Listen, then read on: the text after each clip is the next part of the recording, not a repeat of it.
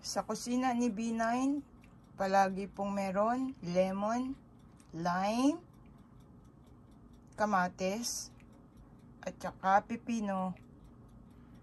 Ano po yan, very important sa kusina ko aside from the bawang and sibuyas all the time. No?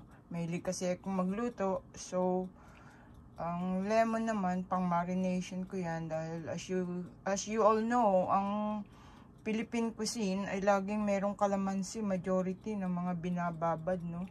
Yung kamatis naman po, ulam ko na yan, ilalagay ko lang siya sa itlog ng maalat. At okay na.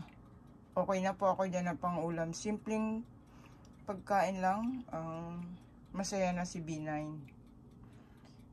May kanin, tapos may pritong itlog. Sold na po ako. So once again, these are the very essential in my kitchen. Thanks for watching.